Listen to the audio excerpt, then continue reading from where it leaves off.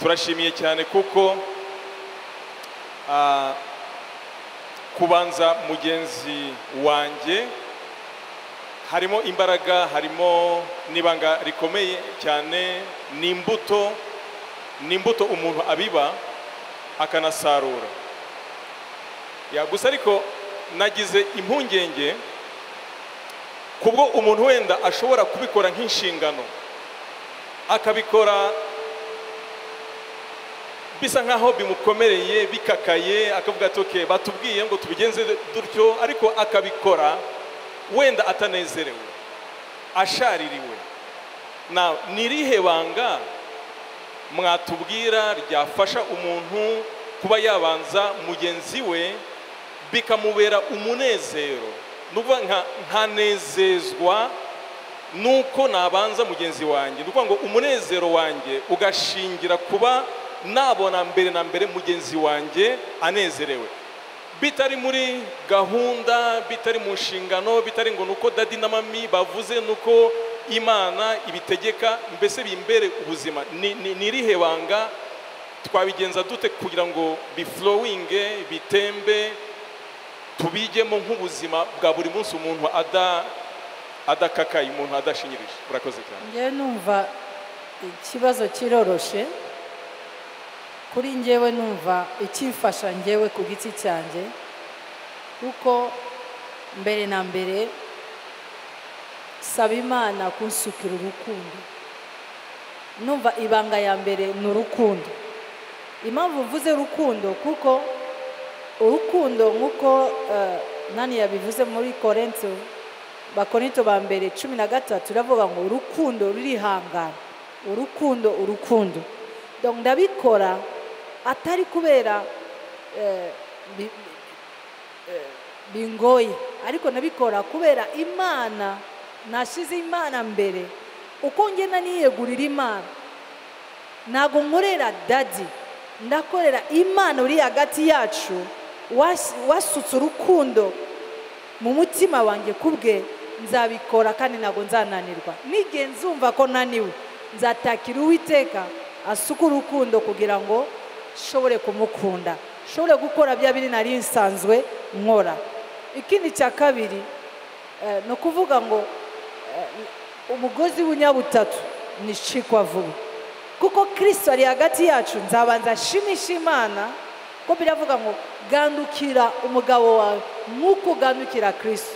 Naganduka kubera mbanje kugandukira Kristo, kandi Imana izanshoboza kugira ngo gandukire umugabo wanjye.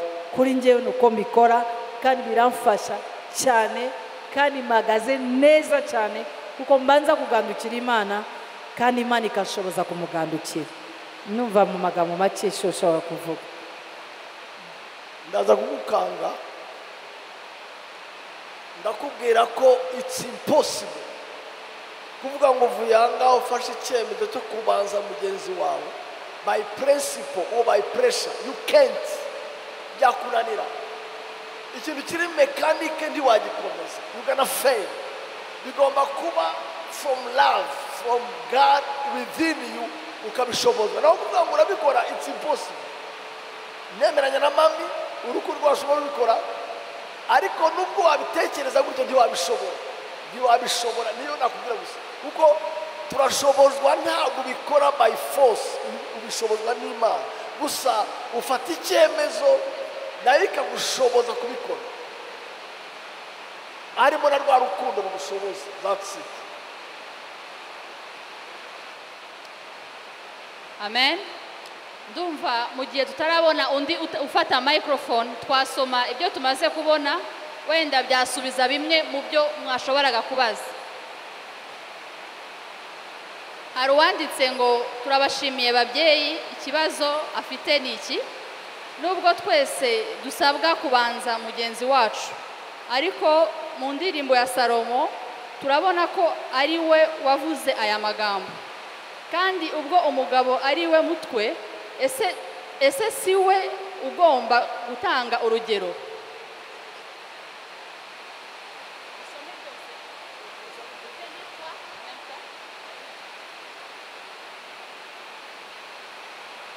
Numva nasoma icya kabiri. ni gute nk'abantu bitegura kurushinga bamenya uburyo bwiza bwa finance management mu gihe bose bakora? Ni gute nk'abantu bitegura kurushinga bamenya uburyo bwiza bwa finance management mu gihe bose bakora? Icya gatatu, mwigeze kuvuga ku kijyanye na credit. Ese credit yemewe nande? Mwagaragaje mwayisengeye cyangwa n'umwanzuro mwafashe maze nyuma mugayisengera hamwe? Ikibazo kiravuga ese ni umwanzuro cyangwa murabivuganaho mukabisengera nyuma? Reka ngewe nsubize question ya mbere, numva turagenda tufashanya na dadi. Question yo kuvuga ngo ese ko niwe mutwe, reka ngubwire mbere ko aba mutwe, Bibiliya avuga ngo nago bakiri babiri ariko babaye, musubize, babaye umwe. No kuvuga ngo icyo Imana izasaba umugabo nuko izasaba umugore. Nubwo muri Befeso bavuga ngo umugabo akunde umugore we akora iki? Aganduke. Ariko mbere na mbere mu kuturema Imana icyo yarebaka umugabo wuwe atari we wenyine, yaburebaka nk'umuntu umwe. Haleluya, haleluya. Iyo urebye mystère ya kapo ubona ukuntu Imana yaturemye turi umwe. No kuvuga ngo kwa kundi bavuga ngo azasiga se na nyina asanga umugore we babane nawe akaramata ni muri byose, mu mwuka, mu bugingo ndetse mu mubiri. Noneho we akunde we ku giti cye, uzumva nta buryohe. Kuri njyewe wenyine abikoze utabikoze ni kuba egoiste. Egoiste ni iki? Kwikunda cyangwa se kwikubira. Kuko uyu munsi agukunde, ejo akomeze akugirire neza, wowe uceceke urebe gusa. Sinzi nagari uwo mutima w'Imana. Umutima w'Imana twabisomye ni mu byakozwe n'uma 10:35 iravuga ngo umunezero Imana itusaba ni ukuba dutanga kuruta guhabwa. Haleluya, haleluya. Kandi ahandi muri inzu tuzi neza ya jambo iri muri Bakorinto ba mbere 15:45 nagari slogan. No kuvuga Adamu wa mbere yari ubugingo buzima, ariko Adamu wa kabiri ni umuntu cyangwa se n'umwuka utanga ubugingo cyangwa se utanga ubuzima. Kandi muri vision dufite hano muri inzu, nous sommes des vivifiants. Turi abantu batanga ubuzima. Ntabwo ari dadi uzatanga ubuzima gusa, ahubwo yo we yabikoze numva ari ikintu mbuze, numva shakisha. Reka mbaho urugero. Abanzi iyo cyose ya voyage tutari kumwe agiye mu masengesho mukorera surprise.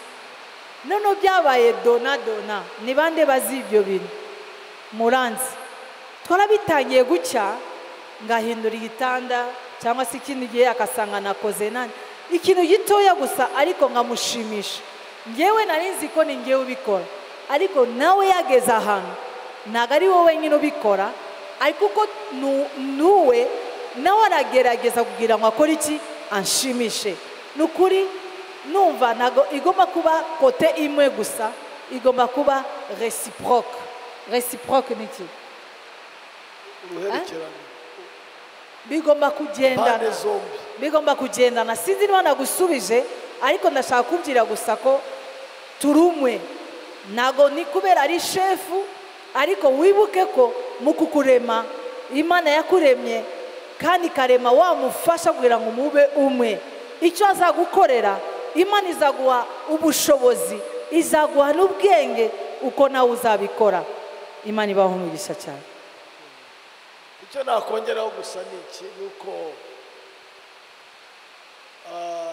tuvuge nko ku nshingano zitwa iz'Imana isaba umugabo kunda, umugore ganduka. iyo muvuga ngo priority ni ukuvuga gutya, atarangandukira nzaba namukunzi, nanatanza atarangunda nzaba namugandukiye.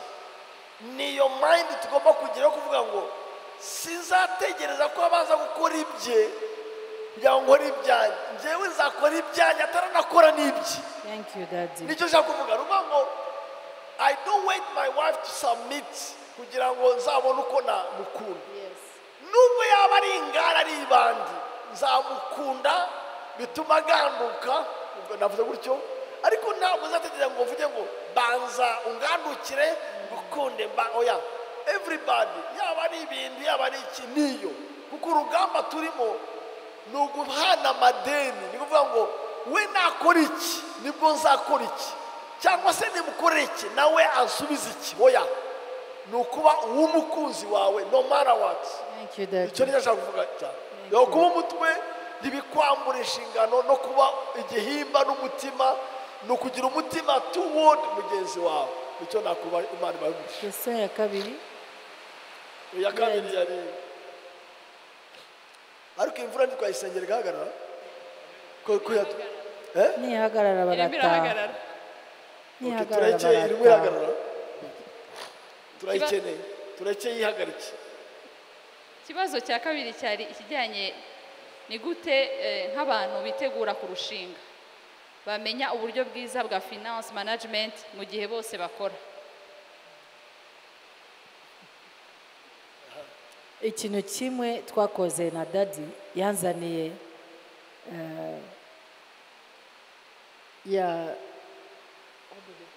payment rule. If you allow, mwajyana n'ikindi kibazo kijyanye na saving. Daddy and mommy, how can you balance giving and saving as a couple? Sometimes my nature, I cannot allow to keep money for future when one needs it to survive. So ubwo byombi mwabihuriza uko ni saving na saving.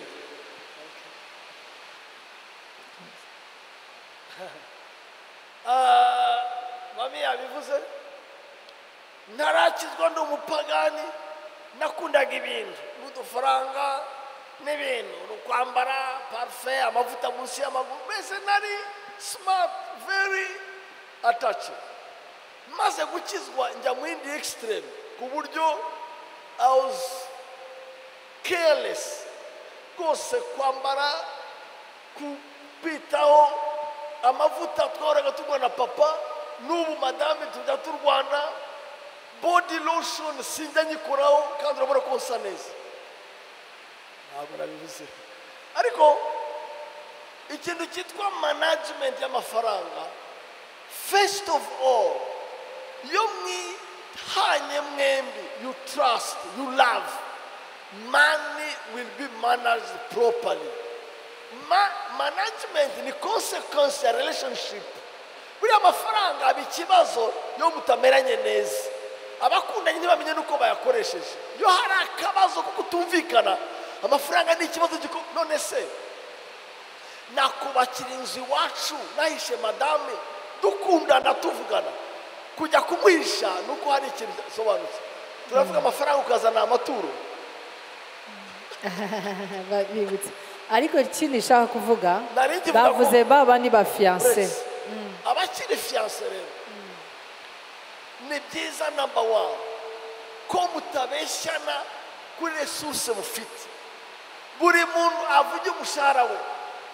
Emmanuel azana amafaranga ye araho, Debora azana amafaranga ye aho, nani muyashyiraho, muyamenye utabeshya, kuko hari igihe abantu birarira, njyewe ndi boss kandi ugahembwa ayikinya. Tell the truth, number one, mumenye akwangana, hapana kwirarira. nimba uhembwa ayo hasi ayamenye, kuko nimwubaka atazi exactly bizaba nabi. Number 2, muvugane priorite y'urugo rwanyu. Niba muzabanza imodoka kubera atwite mujya kwa muganga, muzabanza inzu cyangwa ikibanza, mwabivugana. Nimara kwivugana muzajya mukora neza n'urukundo nta kibazo. Gusa ukuri kw'Imana no gushyira hamwe no kudahishana bizabatuma mujera neza. Niko navuga. Murakoze. numva dadi yabivuze, ari ikintu nshaka kongera. Nyuma yo kubishyira hamwe musenge kugira ngo Imana isohoze ibyifuzo by'imitima yanyu.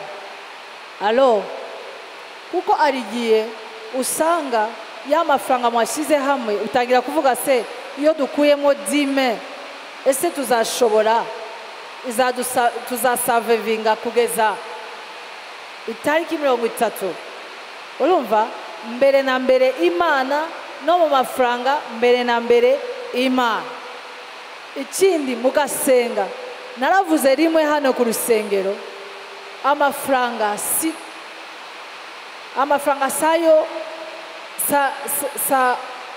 sayo gusubiza ibyifuzo cyangwa se les besoins, ahubwo les besoins isubizwa n'Uwiteka. Reka mbisubiremo. Ushobora kuba ukeneye inzu, si amafaranga usevinga izakubakira, ahubwo hamwe n'Uwiteka ya mafaranga Imana izagushoboza kugira ngo ugere no kurangiza iyo nzu yubake. Muri kumwe nanjye? Muvuge amina neza. Kuko ushobora kugundira amafaranga ukavuga ngo reka ayo mafaranga tuyabike, tuyasevinge, kandi ayo mafaranga uri gusevinga mu rugo ari byo mukeneye byihutirwa, ukanga kuyashyiramo kubera iki? Ari saving. Cyambere no gusenga. Iyi noti y'amafaranga ntabwo ishobora kudutegeka, ahubwo reka amafaranga tuyategeke, tuyature ko tushobora kumara, cyangwa se nk'uko Bibiliya ivuga ngo izaduha according ubu butunzi bw'Imana, kubw'ubuntu bw'Imana. Ayo mafaranga ufite, Imana izemera ko ayo mafaranga asohoze icyifuzo cyawe. Ce n'est pas les saving izagufasha. Yes, saving ni nziza, ariko mwabisengeye kandi mushuti wawe abimenye. Birababaza cyane, ari igihe inshuti abavandimwe baza hafi yanjye bavuga mama kudafite saving, kudafite saving. Ndashima Imana cyane kuko saving, uko ugenda usevinga bizagufasha, ariko ntushiremo imbaraga cyangwa se nuyizere cyane saving. Izere Imana izatuma iyo saving izasohoza icyo wifuza. Imana ibaho umugisha. Reka mfate beyayi. Mwanze ko nsengera imvura none ndihagaze. Reka mvuge kuri beyayi. Ntabwo ari byiza gusevinga, kubaka, gukora investment mupfa mwebwe nta mpamvu. Why can you die hunger ngo mwabitse amafaranga yo kubaka inzu? Nijye ubabwira ko muzamukiriho muyubaka, mubeho none umusaving on additive. Ntabwo warya nabi ngo uzubaka inzu, ni ubupfu.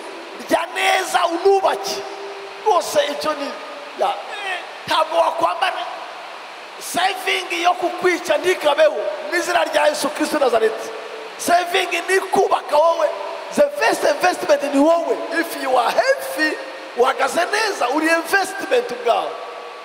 Njyewe Masasu nta nzu ebyiri mfite muri Kigali.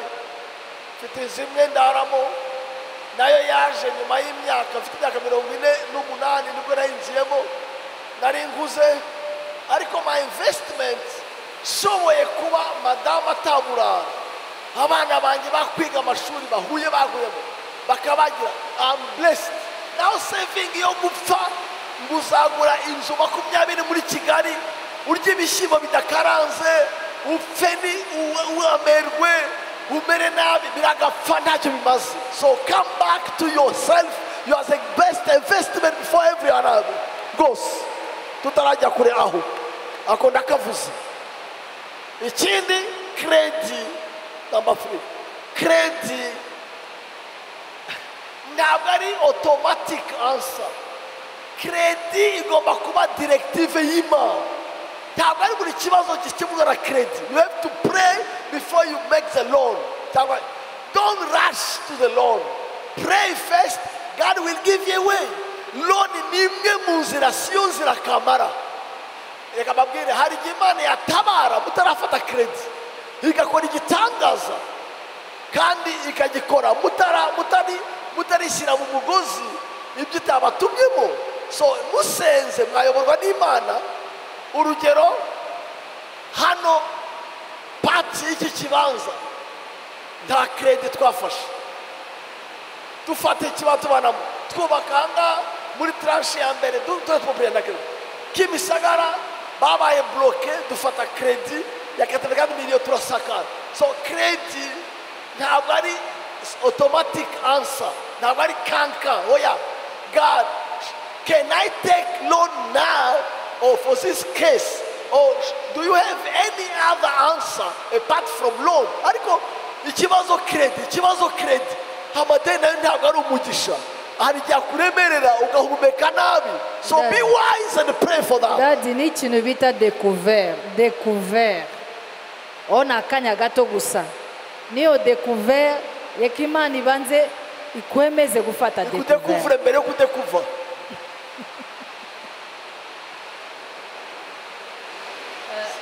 Ibibazo biracyahari bijyanye na finance. Wenda twakomerezaho. Hari wabajije ngo iyo ufite umugabo ukunda amafaranga kandi akamupfira ubusa ukabona urugo rupfiramo ubigenza gute? Uhisemo kumureka, ese hari irresponsabilité uba ugize nk'umugore mu rugo? Tukiraho twafata ikindi kumureka sobanura. Uhisemo kumureka umugabo akunda amafaranga cyane bana mupfira ubusa none uhisemo kumureka nibyo ndumvise. Uhisemo kumureka, ese hari irresponsabilité uba ugize nk'umugore mu rugo? Irresponsabilité nk'umugore waba ugaragaje uri mu rugo? Kumureka yarye ayafushe nabi ajya yagendera mufuka ayakarabe ayambara. Ndumva nakomeza n'ikindi bijyanye n'amafaranga. Wakora iki iyo umugabo atagufungukira ahubwo agakomeza kubwira mama we ari byo yagezeho cyangwa amasengesho akeneye mbere yuko akubwira ibibazo yahuye nabyo mu kazi cyangwa se ari imigisha kugeza naho ari ibyo yungutse se nk'amafaranga yakoreye ku ruhande utazi ayasangira uko ayasangira n'umuryango we agakomezamo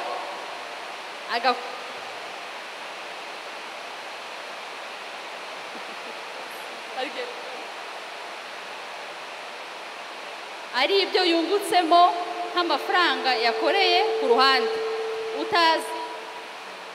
utazi ayasangira n'umuryango akomokamo ukabimenya hari ubufasha agukeneyeho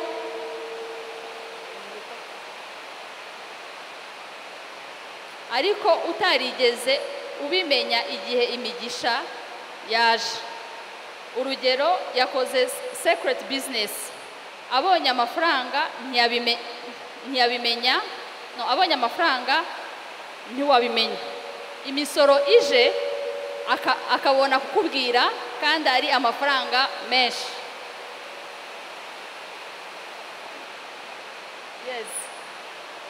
Yesu ashimwe cyane. Murananiwe Imana ibaho umugisha cyane kwihangana. Nababwiye ukuntu tugishakana na dadi, niba ari umuntu wanyigishije kumenya gukoresha amafaranga neza ni dadi. Ni ukuri mu mukomera amashyi pe. Kandi aracyanyigisha no kugeza uyu munsi. Kuri kwa kundi kumenya, yaranyigishije kumenya priority no kumenya ese niki kuki uri gukoresha amafaranga, ese ni muri ye nyungu nyuma uzabona mu kuyakoresha. Haleluya. Ndacyafite intege nke, ariko ndashima Imana kuko igihe cyose nk'uko yabivuze ambera auditeur, arambwira aha wasesaguye cyane amafaranga, si byiza. Ngewe numva icyo cyambere ugomba gukora ubonye ko mugenzi wawe akoresha amafaranga nabi, no kumubyiza ukuri, ariko umubyiza ukuri mu rukundo, kuko ushobora kuba utamubyiza ukuri mu rukundo ahubwo agakomereka, noneho nawe agafunga robine, amazi n'umuriro, akanga mbese kuguserva mu cyumba. Kubera iki? Wamukomeretse, ntago afite feeling yo kubera amafaranga gusa. Uzi ko benshi basenye ingo zabo kubera amafaranga, benshi batandukanye kubera amafaranga. Ese amafaranga agomba kutugenga? Oya, ntago ari mama uzatugenga, ahubwo nabivuze kare, ni byiza kumenya ko inoti ufite imbere yawe ifite ya noti ifitemo umuka. Mwamuzi ko amafaranga ni umuka? Alo, aya mafaranga tufite usanga abantu ntago bakivugana, bamaze imyaka kubera amafaranga. Ariko uyu munsi nizeye ko aha ntago bahari, bari Sri Lanka barahandi. Seme amina. Ngewe numva igisubizo ushobora guha uwo muntu dadi ni ukumubyiza ukuri, kandi niba afite intege nke utangire kumwigisha. Ndashimira dadi kuko nari umunyeshuri, nizeye ko byarakunze.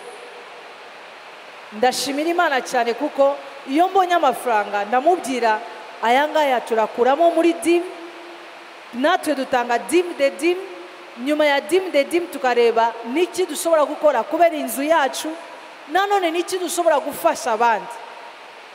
Haleluya. Kandi plus tu donnes, nanone nuko uwakira. Yesu ashime cyane.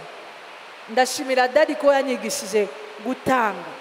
Uko utanga atari gupfa gutanga gusa, ariko ugatanga neza mu buryo bwiza, Imana iguha umugisha. Uko Imana yacu yavuze ngo aho tuzabiba tuzakora iki? Tuzasarura. Imana ibaho umugisha cyane. Sinzi niba nasubije, ariko nicyo kintu. Ndashaka ko abagabo bandeba n'abagore hano, abagabo kuvanga abandi, abagabo amen, sindamuboneza amen, amen, amen, abadamu amen, Amen. haleluya. Abantu benshi basengera kubona amafaranga, ariko ntibasengera kuyakoresha neza. Bagira ngo amafaranga yaje ibibazo byarangiye, n'ubuswa. Amafaranga ntabwo yasubiza byose, nubwo nani amafaranga ubwayo ni ikindi cyifuzo kiba kije gisumba icya mbere. Nukuvuga ngo mana, turabona amafaranga, how can we affect this? Ari igihe abantu bagira icyifuzo iki, amafaranga yaza bagahera ko bayashyira, kandi icyo cyifuzo cyari kuzabona andi mafaranga, cyari kuzabona ahandi, ariko kubera mutasengeye affectation y'amafaranga mukayafekta nabi adakwiriye. Rero hari igihe nabwiraga madama aya mafaranga buyaretse, let's pray, akambwira mbese ko ari ikibazo, oya kireke. Kandi koko pe ni umuhamya, akaza kubona habaye andi mafaranga tutari dutegereje akemura icyo kibazo kindi, aya ngaya agakemura ikindi kibazo cy'ingutu gikomeye. So ntabwo amafaranga kuboneka bisobanuye kuyashyiraho mutekereze. Pray for proper affectation, pray for proper direction. Abantu rero ntibabisengera, iyo yaje bumva basubijwe. Oya, amafaranga afite icyerekezo, afite icyo agenewe, kandi yagiye ahakwiriye arabahesha umugisha. Don't rush, ntugahubuke gushyira amafaranga ku cyifuzo, kuko Imana buri cyifuzo gifite igisubizo. Hari ikintu cyene amafaranga, hari ikeneye relation, hari ikeneye ibintu. So please, icyo ni icya kabiri, nta mugabo wakunda amafaranga ageraho ayahisha umugore. Ngiye kubwira abagabo bari aha ngaha, umugore wese azi ko umugabo akora maji y'amafaranga. Nta mugore utizera ko umugabo afite uko abigenza. Sinzi uko ubigenza, bene bagabo, muryamana nawe mu gitanda kimwe gutya, ukamwereka imifuka yose uti dore, ukaryama gutya uti dore rwose, mugasinzira mu gitanda kugira ngo nta mafaranga y'umugati, kandi mwaryamye mwembi, azi ko nayo ufite, ariko hasa amafaranga y'umugati mu gitondo. Nta mugore utizera ko umugabo ari magicien, ari extraordinaire, azi ko hari ukuri mu bigenze. Niba aza mu ijoro, ava mu ijoro, birakureba, urayabona tu, yaba ahembwa miliyoni, niyo mpamvu rero abagabo bagira amayeri yo kubika udufaranga duke iruhande no guhisha. Muze masasu guhishahisha, akahisha hamwe hano, hagahisha utundi hano, hagahisha inyuma y'akabati. Umugore nawe akaba igisambo, akamenya aho ari, ugasanga baribana amafaranga yabo barayibana. Please be transparent. Byarangoraga mbere kubwira madame mfite amafaranga naye, kuko nabaga nshaka gutanga gusa gutya, ngatanga gusa. Arambwira ati ariko sheri, nayaguyeho, nabonye aho yahishe, ngayahisha ahantu, akayavumbura nayahishe. Akambwira nyamara nkabwira ya sheri, pardon, nashaka kuzafasha uriya mwana w'umunyeshuri, ariko nabonaga wapi. Akambwira none utambwiye, tugasubira ku murongo. Ubu niyemeje, reka ndeke. Muzahishe kuko Mwuka Wera azabwira umugore wawe ahantu. Haleluya. Twongera ababyeyi bacu amashyi menshi cyane. Tugiye gufata ka break gato kugira ngo babone icyo banywa. Hari ikibazo, turacyafite ibibazo hano, ariko hari ikibazo dushaka yuko Gakuba ari busubize, hanyuma n'ababyeyi bari bwunganireho. Ni ikibazo umuntu yabajije ngo how do best manage between career, work, ministry and marriage. Ni gute ubyifatamo cyangwa ubungabunga akazi, ministere yawe n'urugo rwawe, ubyifatamo gute? So yatangira, hanyuma ababyeyi bacu bari bukomeze nabo bunganira. Murakoze. Nagira ngo nsubize iki kibazo mu buryo bubiri.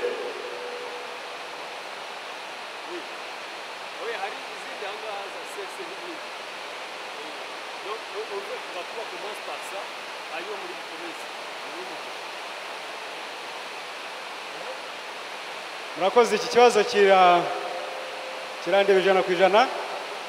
Ahangaha muri iyi church nkora nka part time, ariko nka buyobozi wa department. Muri compassion naho mfitemo akazi, ariko nkajyana n'umuryango wanjye. So icyambere cyo nuko umurimo nkora muri compassion ngira supervision itari hejuru cyane. Nijye nipangira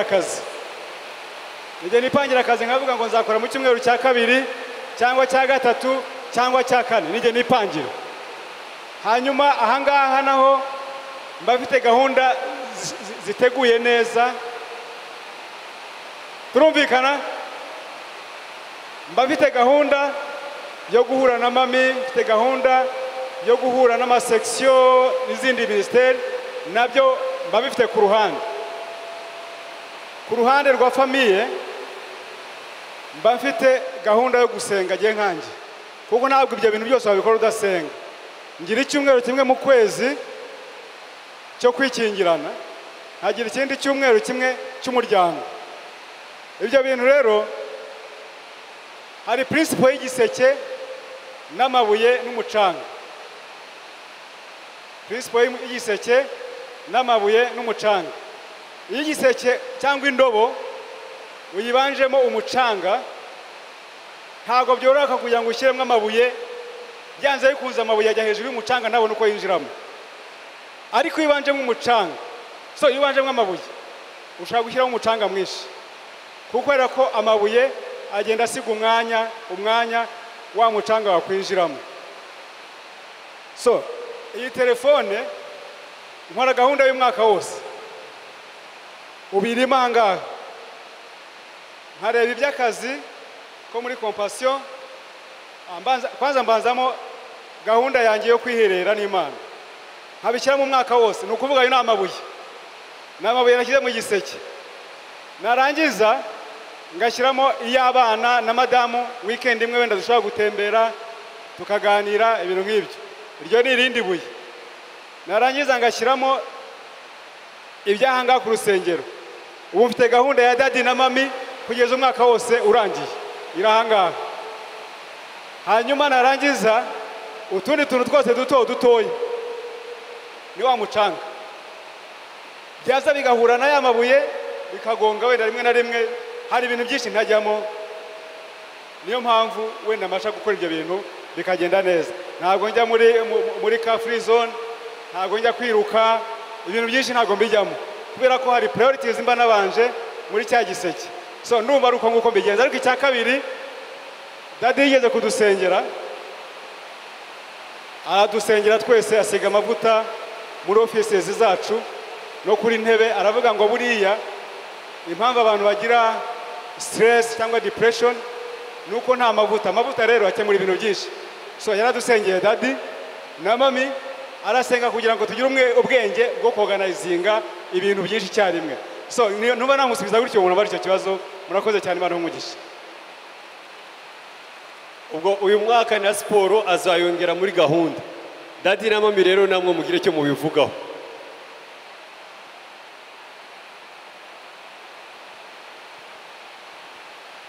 Murancokoje ndahaguruka.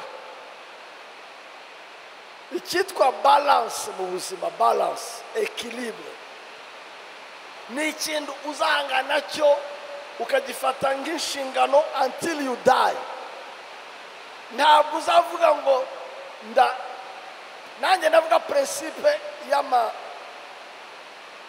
bindi batera hejuru, n'iki jonglage, sinzi uko bajya babyita gute, umuntu afite ibintu gutya akagira gutya, hanyuma bikagenda hari ibijya hejuru. Hari igihe biba ngombwa ko akazi kakufata umwanya wose, wagiye aha. Ariko nanone ufite mu bwonko ko hari igihe urugo rugomba kuzamuka rukaruta byose. Hari igihe nanone ministry prayer you have to manage. Gusa nanone nubwo amabuye ajya gusa uyatera hejuru, ariko hari mabuye aruta andi mabuye agaciro. That's it. Ngubu madame twagiye, nagiye kwigisha, narangariyeyo, hanyuma akambwira sheri, ndakubuze, ndababaye, ndakubuze. Yabivuze ubwa mbere, namubwira buriya ni shishi y'abagore gusa, buriya arafyinata azambona nyuma. Ariko yabivuga gatatu, ngavuga ejo ntazarusenya, ngadeklara kwa mbere konje. Ngicara gutya mu rugo nkavuga sheri, akambaza kutagiye, ntaho ngena ni wowe. Ikibazo nuko hari umunsi mba nakoze konje ye nawe ndahabe, akancika ndeba, akajya muri salo, kandi ubwo niyo nafatiye konje, akancika ndeba akagenda mureba ndugu yangu mufasha. Ariko ntacyo. Ariko ubutaha najya muri salo, zamukurikira muri salo, tujyane mu misatsi, kuko mba nasigaye kubera we gusa sindabishobora buretse priorite rero imana umwanya wawe n'imana ntukagire uwawubyiga kuko utameranye neza n'imana ntuzashobora akazi ntuzaba umugabo mwiza ntuzaba papa mwiza watsinzwe n'imana itagufashije. Today Restoration Church can kick me out. I can be out of function. I can be out of my marriage. But today, if God, imana itanyemeye nabangoreki. So rero, management ni ukwisengera, balance ni ukwishaka. N'igihe ubuhuze gutya mu kazi ntibizahora gutyo. Usigara uvuga umunsi nabonye agahenge nzarekipera hariya. Ugira ubwenge bwo kubalansinga. Rimwe na rimwe nimba nicyo navuga imana bahumugisha. Thank you. Reka nanjye nongere mu kindi. Dadi yavuze ikintu ari ibintu byinshi ntago turageraho kuvuga ngo byose ni sawa. Muri iyi kesi biracyari shantiye. Tuvugisha ukuri ni shantiye.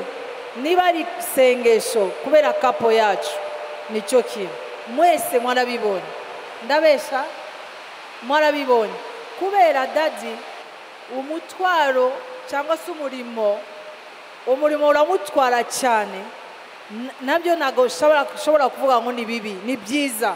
Ariko noneho reka mvugane n'abakirisitu muzamenye ko na mami aramukeneye. Nudakoma amashyi mu ijuru bakomye amashyi. Uzi impamvu? Si mwebwe ahubwo niwe ugomba gukora iki? Kubimanaginga. Ngewe icyo nshaka kuvuga gusa mudusengere. Ntabwo turagera ko byose bibe sawa sawa, ariko aho shimira imana 80% mu gukorera imana twembi turagenda pe, sibyo turakora. Ariko ibyo mu rugo ari gihe nkumbura kujya muri restaurant pe, ndabikumbura. Muvuge pole sana.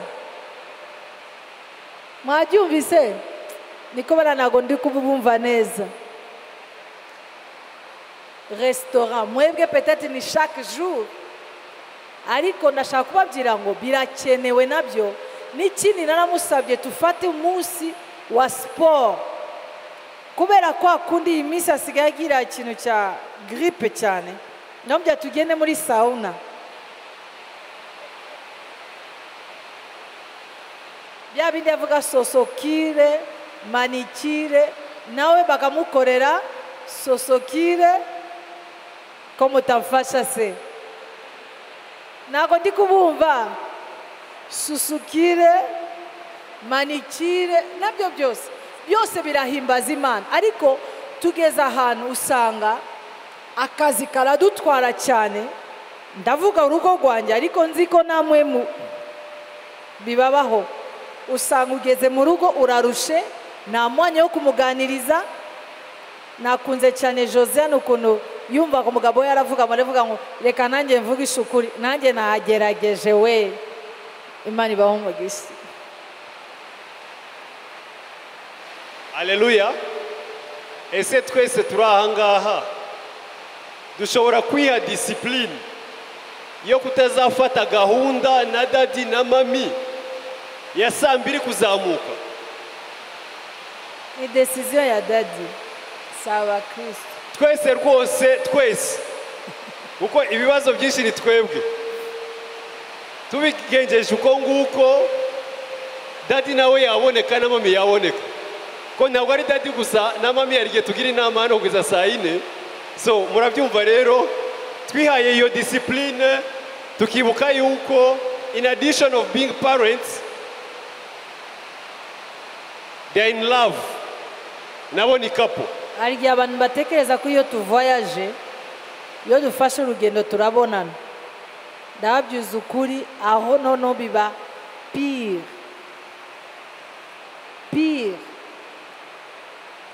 Abankurikira online niba nyange, ariko icyo shaka kuvuga gusa ko biracyari shantiye turacyabisengera arabishaka nanjye ndabishaka ariko mudusengere kugira ngo ibyo bintu n'abashumba ntabwo mvuze gusa kuri ngewe na pastor Bishayi pastor abandi bari part time birashoboka ko nabo babona umwanya ariko bigira ingaruka mwebe cyane cyane mufite abana batoya abana niba babone mukayirwa hano ku rusengero natwe tukagira amagahunda menshi cyane hano ku rusengero byose Imana izadufasha kugira ngo tubikemure tube no mu rugo ejo bundi amaze kugira grippe ntago yashoboye kuza hano ku rusengero yiriwe mu rugo yambara kilote ni kilote noneho abana be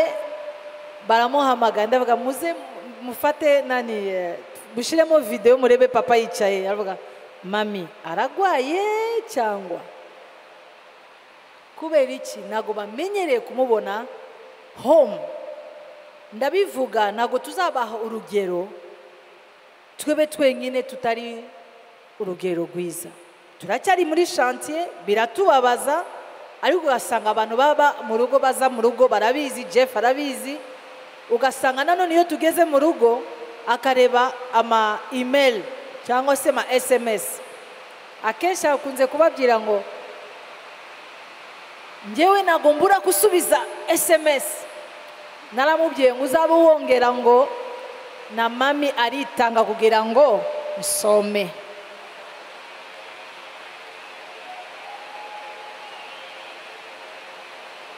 simurashaka mami nawe avuge sinikutoboa impamvu bivuze kuko arigiye nawe kubera inyota cyangwa se ishaka cyangwa akumva ko ntabwo ashobora kureka umuntu umwandikiye atamusubije birangora nanjye ugasanga akaryama saa 9 y'ijoro simvuze ngo ntuzongere kwandika ariko dadi Imana imufashe agire amasaha nanone meza yo kusoma atari amasaha akuze amen amen kuko avuye hano nka saa 1 ngewe ndavuga ku giti cyanjye ariko nawe urebe ku giti cyawe mu rugo rwawe bimeze gute Imana idufashe cyane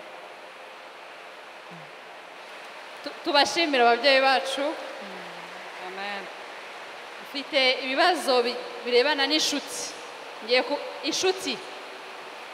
ngiye kubisoma ni bibiri kugira ngo mubisubirize hamwe cya mbere kiravuga ngo icyerekeye kugira inshuti mu ruhande bombi umuhungu cyangwa umukobwa hari inshuti zanjye mbere y'ubukwe hari inshuti ze nyuma y'ubukwe relation y'inshuti za mbere n'iza nyuma mu rushako cya kabiri ese iyo mugenzi wawe agirana ikibazo nuko gestion y'inshuti za mbere n'iza nyuma mu rushako icya kabiri kiravuga ese iyo mugenzi wawe agirana ubushuti n'aba ex be cyangwa abantu umugore atishimira kandi ukabona abitayeho cyane kukurusha ukabimubwira ariko ntagire icyo ahindura icyo gihe wabigenza gute ese aba akigukunda koko ese wabyakira ukabana nabyo ese ufuhira mugenzi wawe mu Mana biremewe nasubize ku cyanyuma cyane vuga ngo cyane mugore uranga umugabo natagufuhira uzaza umuregi wanjye uvuge ngo cyaha yagikoze tuzakemura every love must be jealous jealous is a sign of possessivity nta muntu wakunda adashaka sinzi nubwo wabyita uko wabyita kose gufuha rwose ni uburenganzira kandi ni imvugo ni ukuvuga ngo ni uwanjye ndasangiye n'undi rwose mugabo uraha ugomba gufuha kandi ukanabimenyekanisha ari ikindi nshaka kongera ari inshuti ubona pe ko mwatangiranye mu gakiza mushobora gukomezana, ariko ikintu ngewe ngusaba niki, reka wa mushuti wawe ahinduke n'ishuti y'umugore wawe cyangwa se y'umugabo wawe. Reka mbisubiremo mwumve neza. Ntabwo tuvuze ngo utakaze inshuti zawe, bazakomeza babe inshuti yawe, ariko mumaze gushakana n'umugore wawe cyangwa se n'umugabo wawe, za nshuti wari ufite, ba bandi bose ufite bagomba guhinduka inshuti y'umugenzi wawe. Noneho niba bari inshuti mbi, no kuvuga ngo za nshuti nk'uko Bibiliya ivuga ngo inshuti mbi zonona ingeso, bariya ni ukuri ni ukubasezera mu rukundo, mu izina ry'urukundo, bishobotse no mu izina rya Yesu. Kuko za nshuti ejo bundi bazakubwira ngo dusubire hahandi, bazakubwira ngo tutembere, wibagirwe umugore wawe nawe arakabya, cyangwa se wibagirwe umugabo wawe. Hahandi muri guhura, undi munsi azafata foto yohereze ku mugore wawe cyangwa se umugabo wawe, ababare kuko nta kintu wamubwiye. Ni byiza ko inshuti zawe zihinduka inshuti z'umugenzi wawe, cyangwa se nubona ko inshuti zawe ba bandi bose ufite ntago bari inshuti nziza, ni byiza kuba gutandukana nabo. Bishobora kuba bari inshuti muri famiye, bishobora kuba yari inshuti mu kazi, ahubwo ba bandi mu kazi uba presente umufasha wawe cyangwa se umutware wawe. Haleluya, haleluya. Kuko ibaze, reka mbahe nk'urugero, mu kazi mushobora kujya muri picnic, aho tugiye muri picnic uzaba uvuga ngo muri picnic munyemereye ubutaha tuzabe tuzana n'abagore bacu cyangwa se abatware bacu. Nibavuga ngo ni ikibazo cya budget iki, uvuge ngo nubwo budget ngewe nzatanga amafaranga yanjye kugira ngo uzane umugore wanjye cyangwa se umutware wanjye. Hari abandi banga kuza kwinjirana mu manani, ariko iyo bibaye sorti ugasanga abantu bambaye ubusa imbere yawe, cyangwa se bakujyanye muri boîte, ukavuga ngo no, ni kubera ni inshuti z'akazi. Oya, ahubwo tube maso, tumenye ni inshuti zizatuzamura mu gakiza, cyangwa se ni inshuti tuvana cyangwa se kutuvana mu gakiza. Ni byiza to choose your friend, kandi friend wawe niwe uzagufasha kugira ngo muzamuke kandi mugenzi wawe amumenye. Twakomereza ku kibazo kijyanye n'umuryango, ariko ubwo ni nk'inshuti. Aravuga ngo Imana ishimwe. Hari agapoint atavuze, ariko nimba ngewe mfite inshuti, tuvuge y'abahungu cyangwa se y'abakobwa, yabivuze, nabazana kugira ngo babe inshuti y'umuryango, bakabaretisa. Ukabona uyu mudamu ntabwo ashaka ko ncomekamo umugore wanjye mu nshuti, ubwo se ashaka iki?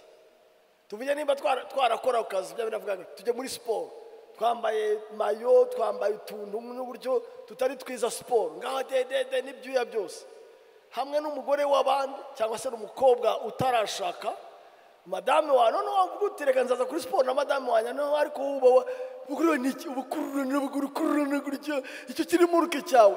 This is how it happened.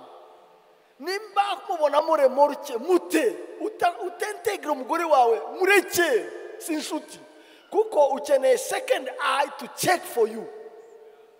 Inshuti zose twagize, yo nahuyaga n'umuntu tukagira inshuti, n'aba bakozi baramubona, Elijah, Kiza, Apostle Kiza n'abandi. The first test, how his wife will welcome us. Tubona umugabo mbere, twabegera tukamubwira we're gonna come home. Yo twicaranye mu rugo, ukabona uburyo umugore abakira, ukavuga tuzajya kure. Ariko iyo ubona umugore samware kubera ibikomere n'ibindi, namwe mukiramo feri. So inshuti itakira mugenzi wawe ntabwo ari inshuti, yiveho. Simple. Nari mushatse kwa kandi gusa nimba uri umugabo ufite inshuti madamu akavuga ngo mugabo wanjye I don't feel comfortable with this friend, why should you hold on him? Leave him alone. Simple. Gusa nako kantu. Ikibazo kiravuga ngo mudufashe muzatwigishe muri rusange kuko amafamiye asenya ingo, cyane cyane famiye zo ku mugabo, belle famille, belle mère, belle sœur. Ese umudamu yakwitwara gute mu gihe umugabo nawe atabyumva ko barimo kumusenyera? Cyambere, niba n'umugore wabivuze, reka nkubwire ikintu kimwe. Aba mama muri hano, waje usanga umugabo wawe muri famiye, uwo mubelle mère ari mwiza atari mwiza, famiye batari beza, si ikibazo cyawe. Aho ikibazo cyawe cyambere no kubasengera kugira ngo bahindure ingeso. Amen. Bahindure ingeso, kuko nyuma yuko uruwa Yesu, uruwo mugabo wawe, ariko nanone uruwo muri famiye yawe. Ntabwo mvuze ngo bafite priority mu buzima bwawe, ariko ugomba kwisangamo. Ugomba kumva ko ndi petite sœur cyangwa se ni grande sœur muri famiye. Noneho batangiye kukumerera nabi, dufite igisubizo hano muri inzu no gusenga. Ntabwo ari wowe uzahindura ingeso zabo, ariko n'Imana izabahindura ku bwawe. Cyambere ni ukubakunda. Zirikana ikintu kimwe, nk'uko wakunze uwo mugabo ugomba gukunda na famiye. Bon, ndavuga ugomba, n'Imana izakukundisha famiye nk'uko yakukundishije umugabo.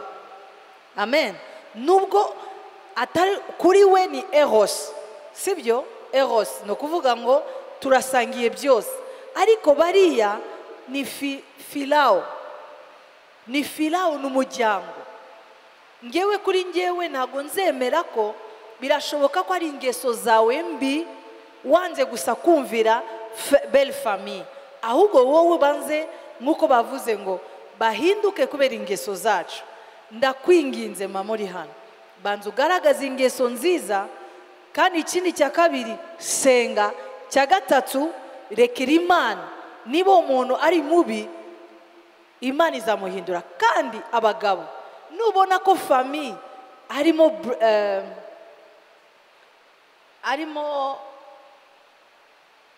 gonganage cyangwa se batarimo kumvikana na famiye wawe, please ntuzabe muri ka ya famiye yawe kuruta kuba hamwe n'umugore wawe. Nubwo ashobora kuba afite raison, ni uwawe no mu makosa, ariko noneho mubisengere hamwe. Ariko nazumve ko uri kugenda nanone kumuvuga nabi muri famiye, muri belle famille. Alo, turi kumwe? Muri kunyumva? Kuko ari igihe usanga n'umugabo nawe abaye pati, afatanije na famiye, cyangwa se umugore afatanije na famiye kugira ngo babwirire nabi umugenzi. Ngewe numva kuri ngewe cyambere no gusenga, cya kabiri ugaragaza ingeso nziza, cya gatatu umenye ko winjiye muri iyo famiye abaho warabasize, winjiye muri famiye yawe. Nubwo bariya wasize nabawe, ariko aho ubarizwa hambere ni hehe? Ni muri belle famille. N'Imana izagukiza, izabakiza, izabahindura, si wowe uzabahindura. Sinzi Imana bishubije neza, ariko wumve d'abord ko bakunze. Nk'uko ukunze umugabo wawe, ubyira Imana igusukira urukundo kuri belle famille. Kuko ko uzababera umugisha, nanone bazakubera umugisha muri famiye yawe cyangwa se umuryango. Mwihangane, igisubizo kiri mu ibanga rya karindwi. Nidusimbuka rini ibanga rya karindwi, muzaba mufite mu gisubizo. Murakoze. Murakoze cyane. dukomeze ku bindi bibazo bibiri bijya gusa bijyanye no gufata icyemezo ku bantu bitegura kurushinga babaye batumvikana gufata ibyemezo runaka buri wese ashaka ko icye gihabwa agaciro ni gute bahuza icya kabiri kikavuga ngo igihe utamenyereye kurya mu gitondo kandi yateka cyangwa ugateka ntarye cyangwa we nturye mugenzi wawe yatetse iki ubyifatamo ute iyo mugenzi wawe adakunda kurya mu gitondo hari couples umuntu aba agomba gutegura breakfast so ntakunde kurya mu gitondo kandi wabiteguye mugenzi wawe wabyifatamo ate cyangwa mubyifatamo mute as a couple ndumva ari bombi hari uwatetse hari namwe as a couple ni ubuhe buzima cyangwa ni gute mwabivuganaho mukabifatiraho icyemezo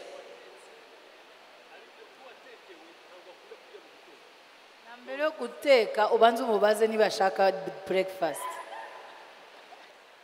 mwanyumvise mbere yo guteka ubanza umubaze ese urashaka gufungura okay yongeye aravuga ngo niba ni surprise yapfuye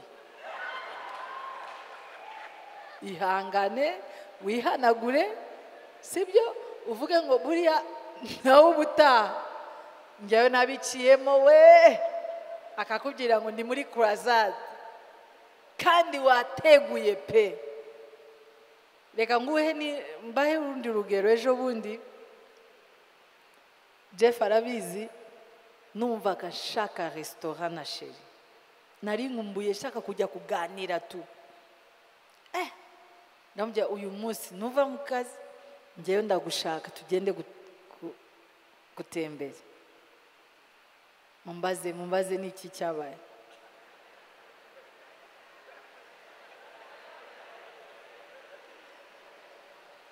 ara telefone numva ya gahunda irahindutse tugomba kugenda ari umuntu warangije iminsi 40 ndavuga kagira inkuru kandi iyo minsi 40 n'ukuri urumva amazigiye reka tugende tumusengere nzi ko nyuma yo gusenga turakora iki mumfashe turajya muri resitora ayiwe twagumyeyo paka 1h du matin urumva wowe wakoze iki surprise no kwihanagura mafi umukobwa wanjye niwe ukunze kuvuga ngo na Leli na mipangusi no ukarira ukayihanagura tu nakundi haleluya ariko kabona peko yabikoze arabishaka ariko aravuga tuzagenda butaha ubu kugeza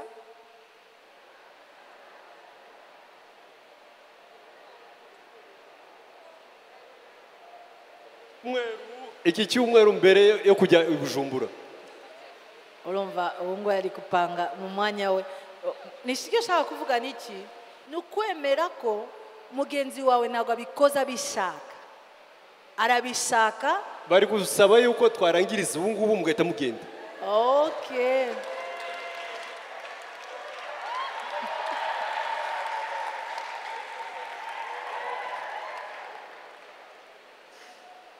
arigiye bibabaza cyane iyo ukoze surprise icyo nshaka kuvuga gusa kwemera ko mu mutima wawe ntabwo abikoza bishaka aragukunda ariko Imana izafungura ikindi giye kugira ngo mukore iki mugende mu kanya turagenda haleluya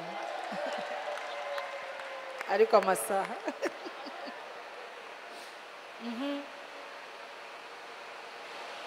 ikibazo cya nyuma kugira ngo bagende n'imvura yihagarara ariko Yesu ashimwe niki wakora kugira ngo mugenzi wawe nawe akwishimire en action kutobola en parole bien que wowe ubimwereka kandi niyo ubimweretse araceceka cyangwa ubutaha ntabyibuke kandi l'amour doit être réciproque. Ikindi kibazo kigana aho ngaho, bigenda bite iyo ushaka kubanza umugabo exemple mu buriri ariko ibyo agusaba cyangwa akunda fantaisie ari contre nature bya bindi bigezweho bidafite umutwe n'amaguru nyine cyangwa bikubangamiye, ni gute yabyifatamo? ubwo aho ngaho tugeze mu buriri gusa.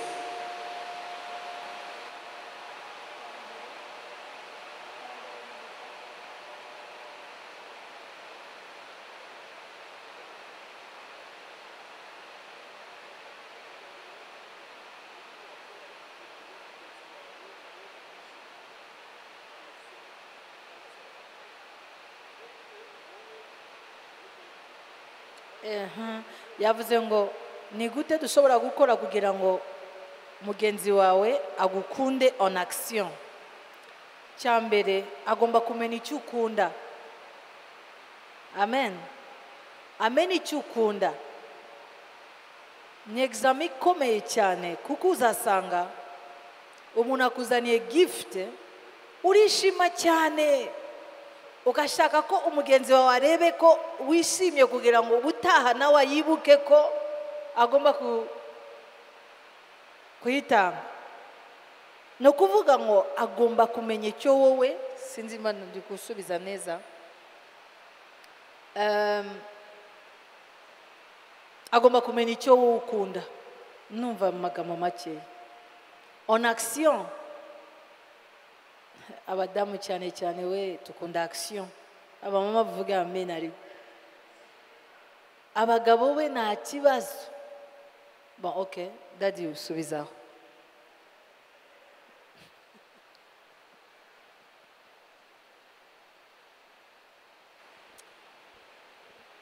iyo abantu bakundana ubundi nta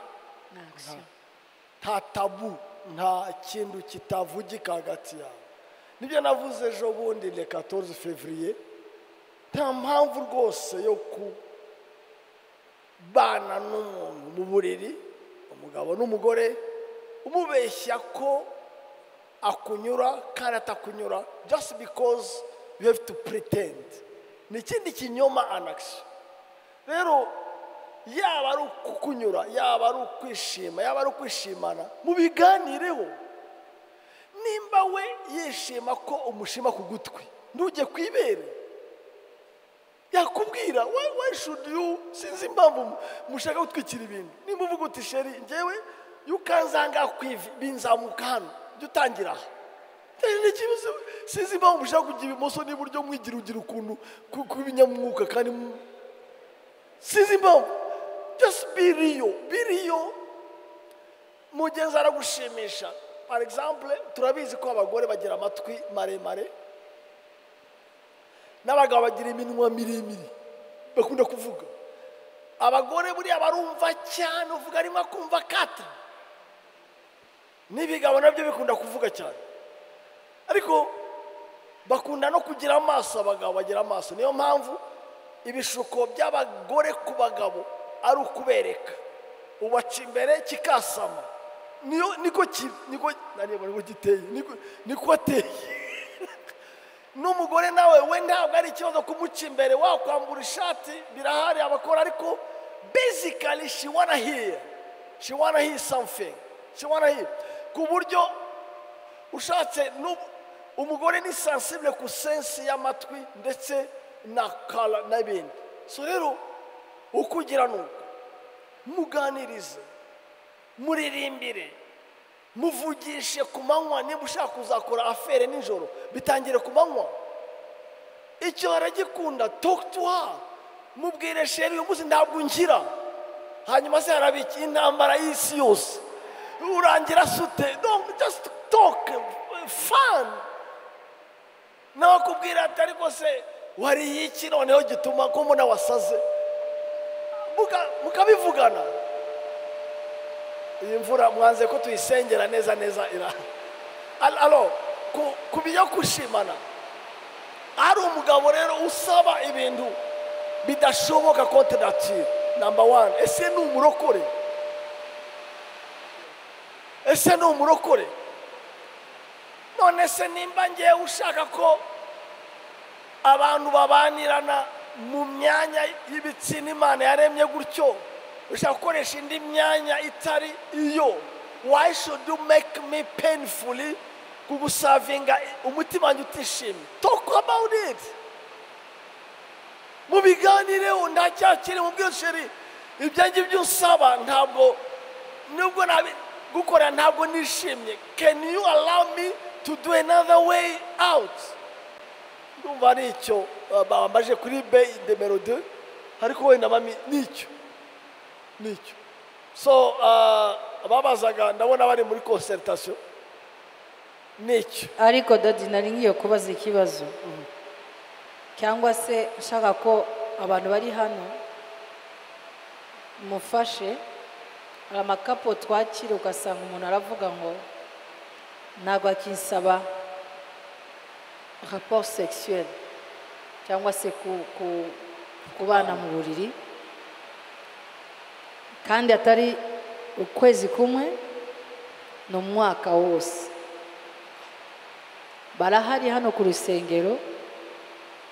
Niba koko wagize ikibazo gira umugenzi wawe, ariko nutamubwira uri kumutera kuba crispe all buzima bwe bwose. Sinzi icyo kintu dadi ni gute shobora kusubiza. Wabivuze ibintu by'igitanda, tufitemo amakesi nganye nk'umushumba nakira nk'uwo muntu uramugira inama ki, cyane cyane umugore? Banza ndegera noneho. Nta kibazo.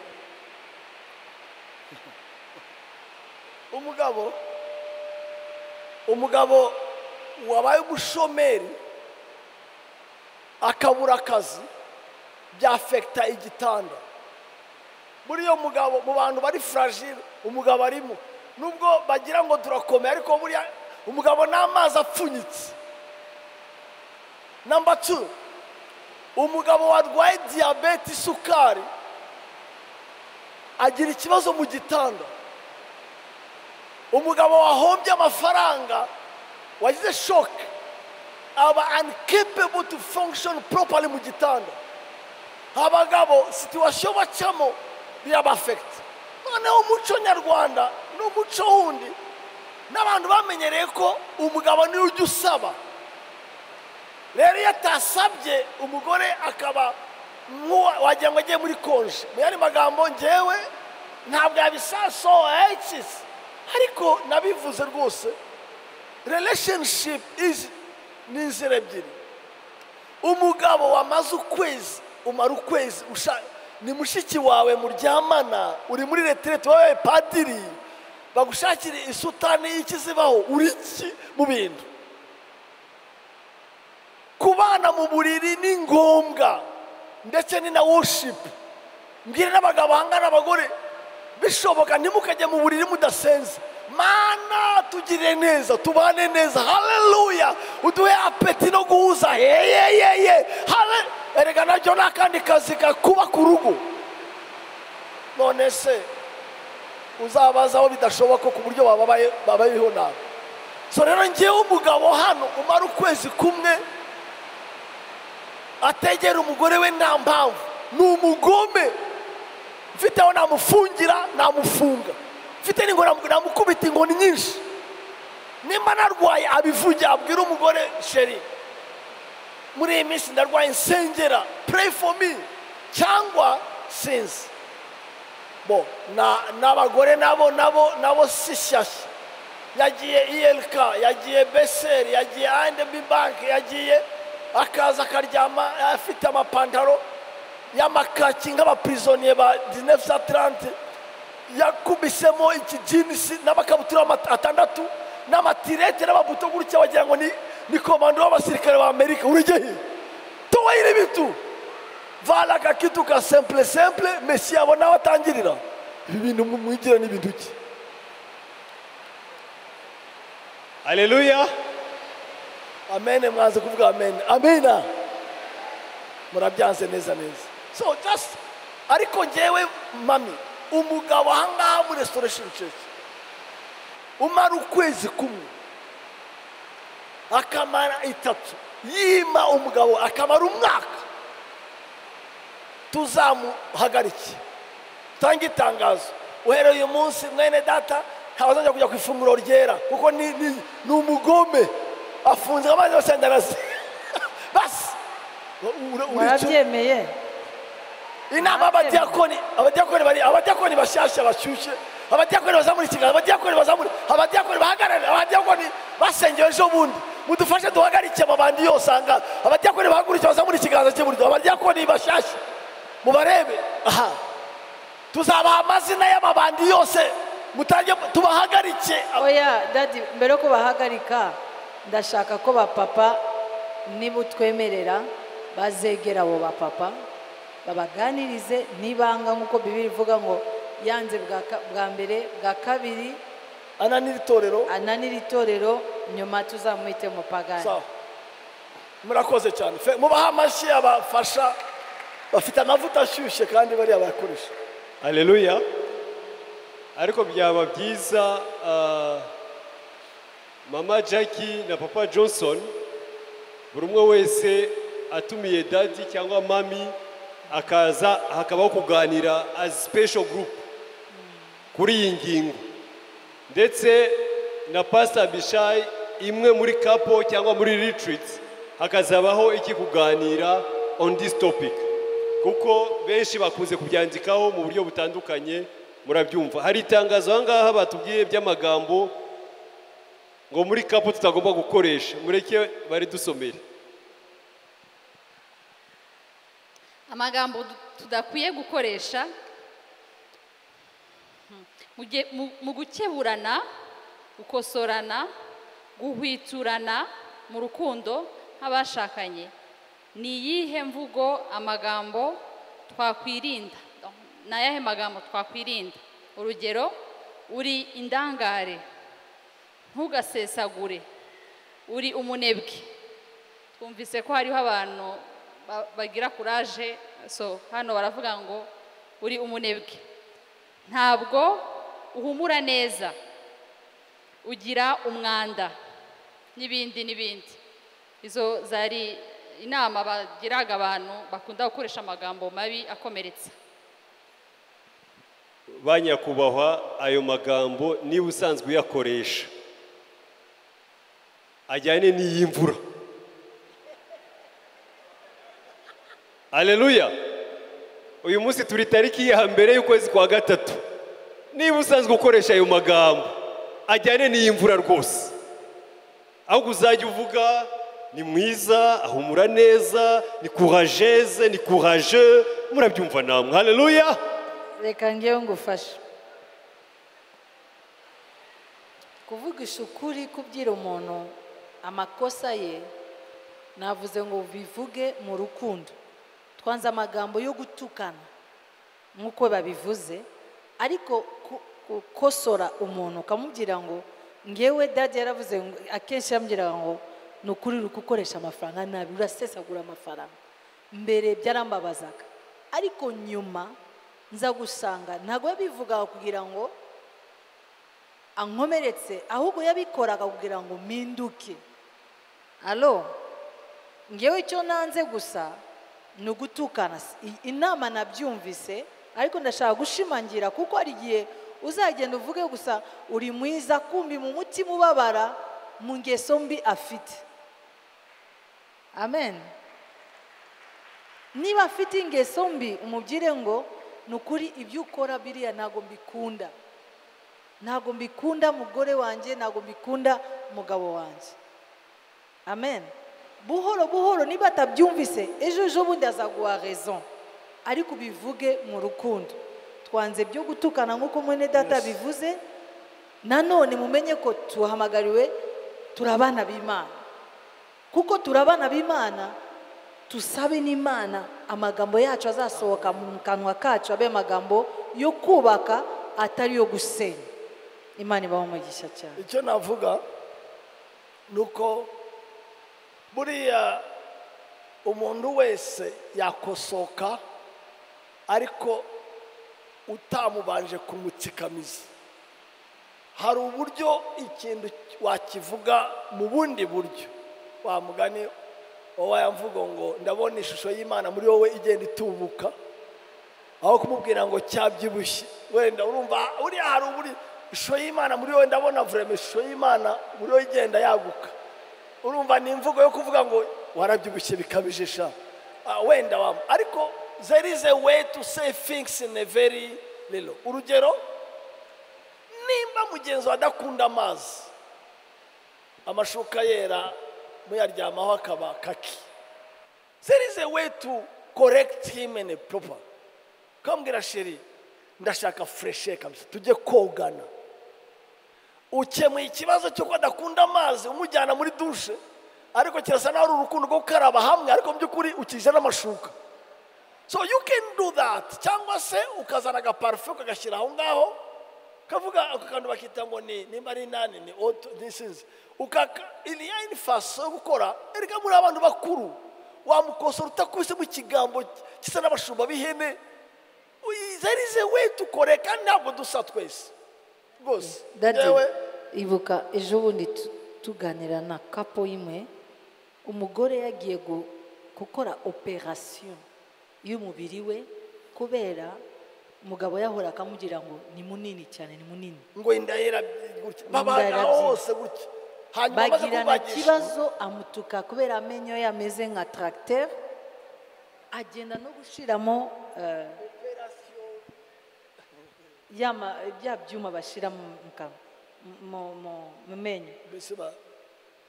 Ikintu nshaka kuvuga niki, uko ugenda umuvuga nabi azahindura ibintu kugira ngo agushimishe, ariko naguze ibintu mu gutera mu mutima we azababara, nagazongera kumva uburyohe byo mu rugo cyangwa se bya kapo. Uwo mugore ndashima Imana kuko yari hafi yo gusenya. Uyu munsi mbabyira basubiranye bameze neza, turabishimira Imana cyane kuko umugore ikintu cyagiye kumusenyera urugo niki kubera amagambo y'umugabo we yahora akamuvuga nabi. Kandi ndashima Imana turavugana, navuga ngo nukuri ubu turi paradizo tumeze neza. Kubera iki? Icyo gihe umugabo yakoreshaga amagambo nubwo yashoboraga kumugira ngo ya shusho y'Imana yatubutse simbizi, ariko ibaze umuntu agende muri operation kubera amagambo. Imana idufashe cyane. Amen. Hari igitekerezo Pastor Bishai ashaka kutugezaho, hanyuma turi burebe kuri za screen, hanyuma umufasha wanjye aratubwira gahunda ikurikiyeho. Murakoze. Imana ishimwe cyane. Dukomeje gushima ababyeyi uburyo batwubatse, bihora ari bishyashya. Turabishima cyane Imana. Nagize igitekerezo kuko nasanze hari ibibazo byinshi bibazwa kubera ko wenda abantu batabonye opportunity, reka mvuge, yo kwiga se cyangwa yo kwigishwa neza muri fiançailles zabo. Sinzi hano niba hari abantu wenda bagize amahirwe yo kwigishwa muri fiançailles za nyigisho dutanga. Hari ibibazo byinshi hano dusanga iyo abantu baba barize wenda bagasobanukirwa mbere.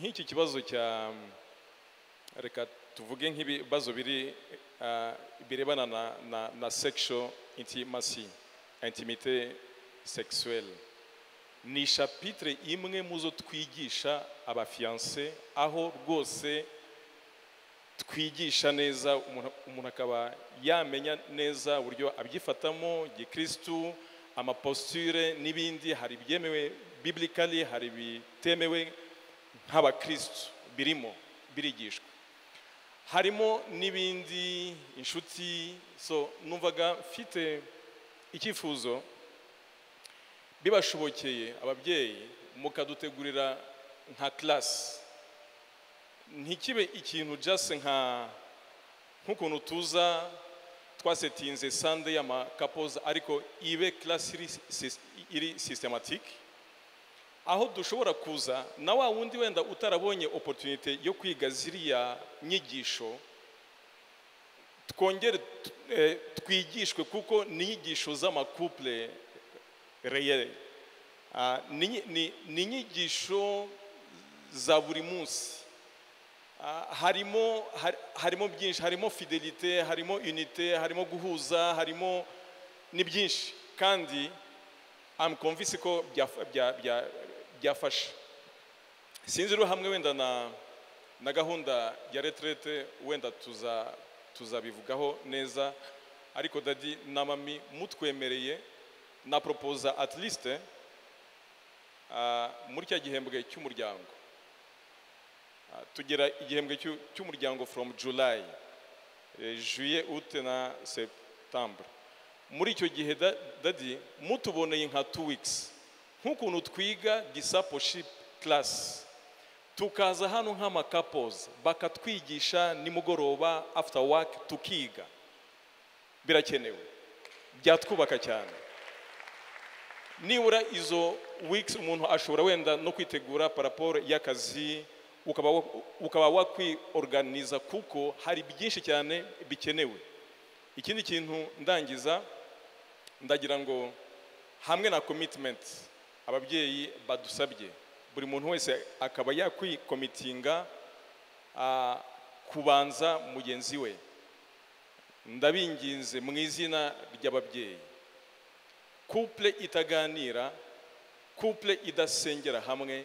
biragoye cyane ko mwakubaka neza simbona ukuntu abantu bamara ukwezi ari abakristo bataganiriye n'umunsi n'umwe badasenganye n'umunsi n'umwe iyo tuvuga gusengana ntabwo ari kwa kundi abantu bicara mama papa n'abana mugiye kuryama mugasengana oya ni gahunda y'umugabo n'umugore mushobora gusetinga at least umunsi umwe mu cyumweru se cyangwa bikabije rimwe mu byumweru bibiri mukavuga muti uyu munsi ni umunsi wanjye nawe wo gusenga no kuganira ibi ngibi byose twiga nta kuntu bizatemba tutaganira tudasengana ntibishoboka rero parmi ama decision dufata amakouple muri mugabo n'umugore mushyireho gahunda please turabinginze umwanzi ashobora kutwinjirana at any time ariko mu gihe asanze hari gahunda mufite yo kuganira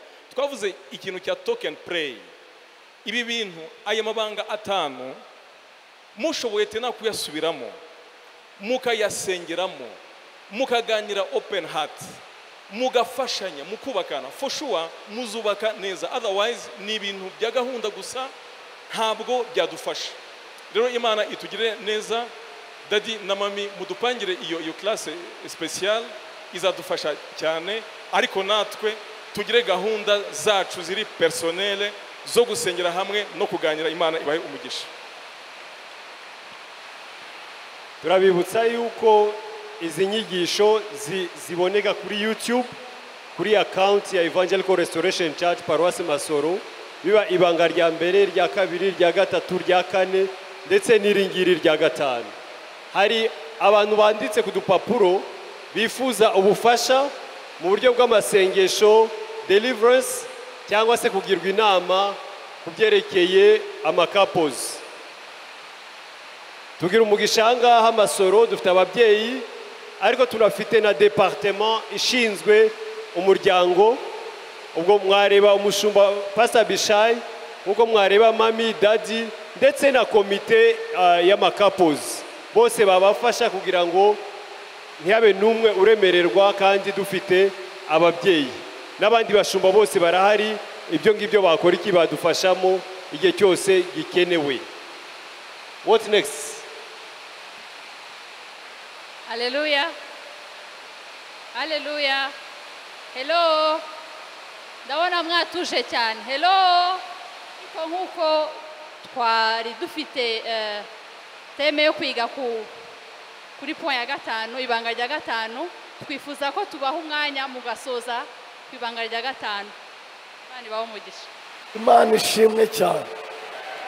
Hariya Imana ishimwe cyane. Imana ishimwe cyane. Ishimwe cyane. Ishimwe cyane. Ishimwe cyane. Hamwe Imana ishimwe cyane.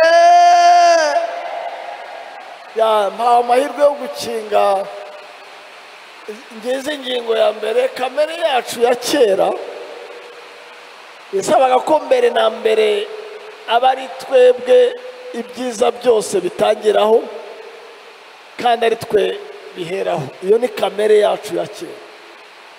Kamere yacu nshya mu ishusho ya Adamu wa nyuma ari we Yesu Kristo, nuko tuba imyuka igira ite itanga ubuzima. Ni ukuvuga ubereyeho guhatanira kubaho cyangwa ineza ya mugenzi wacu, tukanyurwa nayo kuko tubereyeho kubeshaho.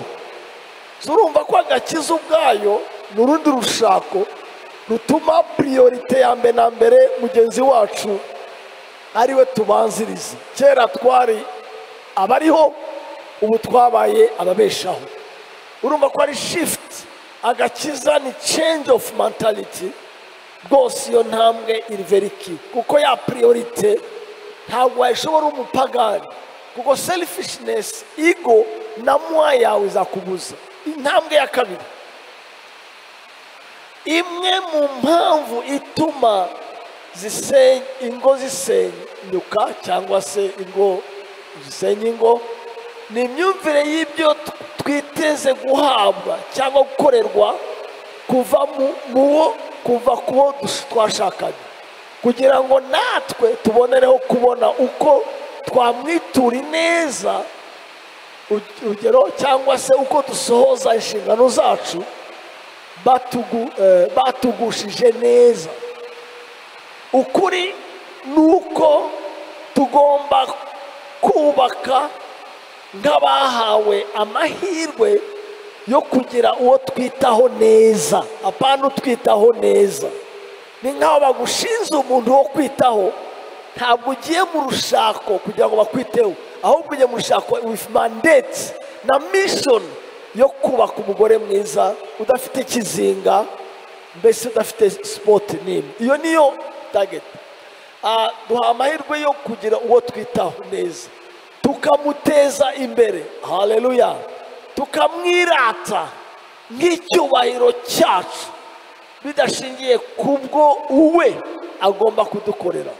Iki rwose bivuga ngo turi nk'aba Yesu bahamagariwe, we yojeje itorero rye aryezaho ikizinga cyose kugira ngo azarishyikirize nta munkanyari, nta kintu cyose kiri white. This is very important. Akanyuma turangizanya, kwiyegurira Imana tukaba intumbi zidafite uburenganzira na bumwe. Iri ni ijambo twakabitse muri retraite cyangwa se tudahamura benshi. Kwiyegurira Imana tukaba intumbi zidafite uburenganzira na bumwe keretse kubeshaho mugenzi wacu neza. Iyo niyo nshingano. Tumubanza muri byose, mu mwuka, mu bugingo, mu mubiri, mu bifatika, mu gaciro tumuhesha mu bantu. Niryo banga rikomeye rizatwubakira paradizo mu ngo zacu. Imana idufashe. Sinzi niba nabirangije neza. Kamere yacu ntibitwemerera kuko niyo kwibanza. Nitutabanza mugenzi wacu tuzasenyuka. Nitugenda tugiye kwitabwaho, tuzaba tugiye mu buryo butari buzima, tugenda tugiye kubeshaho no kwitaho. Kandi rero bishobozwa n'uyeguriye Imana, wemeye ko yapfa kuri right ze, aho kuhuguza no kuriganya mugenzi wawe, ukaba ready ko wowe watakaza, wahomba, aho kugira ngo ugire. Kandi ibi bintu tubishobora turabishobozwa kandi ibintu biri possible rwose. It's possible to live a paradise on earth. Birashoboka rwose. Aya magambo tubabwira aha ngaha imbere yacu tunavuga nakomeye ay'imbere dusa n'abimenera n'abishyira hanze, nuko dushaka no kubigisha no kubereka ko uyu Kristo twamenye azi no kubaka ingo. kandi pe n'ibyo utabonye nyogosenge na nyoko wanyu yakurerana, iyi Mana ishobora kurera umuntu ikamugira umugabo rwose. Nongere nibutse ko nta gahungu gashaka, hashaka abagabo, kandi abagabo ni maturite mu mwana. Nta n'agakobwa gashakwa, hashaka umugore, kandi umugore ni umukobwa wakuze ufite imitekerereze ari mu Mana, ari n'umutekerereze mikuze. Imana iduhana umugisha. Amen and amen. Thank you so much. Nuba turangije turaza gusenga. Reka nsabe abaje bashakanye begerane babiri. Bishoboka ko wenda yaba yaje mbere. Nimba uri hano n'umufasha wari kure umwegere hafi, hanyuma batazanye ababo bitarure babe bonyine. Abazanye bubakanye bafatana ibiganza barebana amaso ku yandi, amaboko yombi afatanye barebana. Katekela baba Yesu gakiza kacu, Yesu kunesha kwacu. Urakoze kubikora mwami, urakoze ku mateka mashya, bakira umutima mushya, bakira ibitekerezo bishya, bakira mind nshya, bakira amaso mashya, icyanga gishya, maze uteze imbere mugenzi wawe, umwubake, umuremere paradizo nshya, bigaragare bose ko wahagurutse kugira neza. Urakoze gushobozwa nawe mwami, uturindire abakunzi bawe, ubaherekeze, ubatsindishirize mu izina rya Yesu Kristo Nazareti. Amen. Amen. Murakoze cyane. Ubwo rero